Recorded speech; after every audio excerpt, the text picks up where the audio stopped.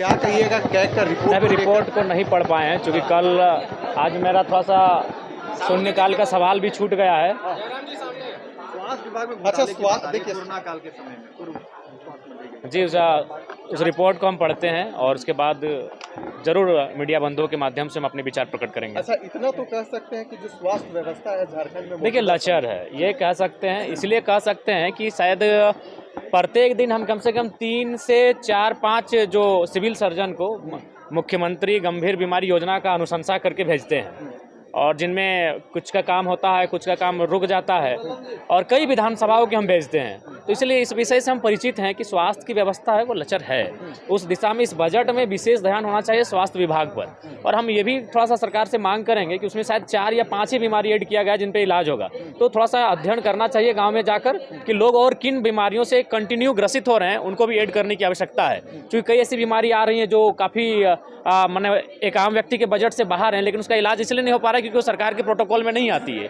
तो इसलिए बीमारियों की जो संख्या है उसे भी बढ़ाने की आवश्यकता है और विशेषकर जो मुख्यमंत्री गंभीर योजना की जो राशि है जो जिला में जमा होती है उसमें भी भारी पैकेज देने की आवश्यकता है।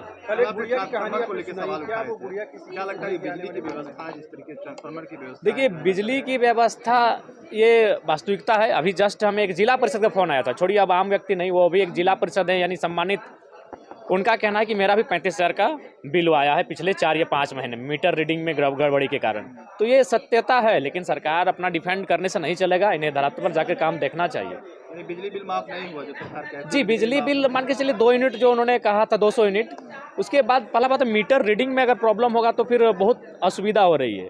और आप मान के चलिए, मैंने बहुत सारे पदाधिकारियों से भी कहा, जैसे जेई हो गया, बिजली विभाग के एसडीओ, हमने कहा कि आपका फाइन मारने का पैमाना क्या है। अगर आप फाइन कर रहे हैं, अगर कोई दोषी है, आपको लगता है कि अगर अवैध कनेक्शन है तो उसे कम से कम 5-7 हज़ार रुपये फाइन मारिए ताकि वो फाइन देने में उसका असमर्थ ना हो। लेकिन आप 40-50 रुपये फाइन मारेंगे तो आप फाइन मारने का आधार क्या है? तो उन्होंने मैंने उसके बाद बात करने से इनकार कर दिया कि नहीं ये विभाग ही जानता है। बालू को लेकर कैसे देखते हैं क्योंकि आप यहाँ से आते हैं? हाँ वो बालू का बिल्कुल बालू का ही गढ़ है, क्योंकि बड़ाकर नदी है, एक तरफ दामोदर नदी है और उसी के बीच हम आते हैं। निसंदेह बालू का कंडीशन ये है कि अगर कोई आदमी नया ट्रैक्टर लेता है तो देखिए, हमको 2 दोस्त हमें फ़ोन किए हैं कि वैदाक जी हम ट्रैक्टर ले रहे हैं तो थोड़ा थाना को देख लीजिएगा ना। बोले कहा है ना, हम बालू के लिए ट्रैक्टर ले रहे हैं। और ट्रैक्टर लेने से पहले अपनी पत्नी को भेज दें बेचारे कि जैन थोड़ा विधायक जी को थोड़ा कन्विंस कर लीजिएगा, बहुत सख्त है विधायक जी, तो थोड़ा सपोर्ट कर देंगे थाना उना में। तो हम बोले देखिए इसमें आप लोग को खुद देखना होगा और ये सच्चाई है, अगर आप किसी थाना को मैनेज नहीं करते हैं तो अगला दिन रेड हो जाता है। मतलब आप भी मान रहे हैं कि थाना को मैनेज किया जाता है? हाँ थाना को मैनेज किया जाएगा। अगर आप नहीं मैनेज करते हैं तो अगला दिन आपकी गाड़ी सीज हो जाएगी।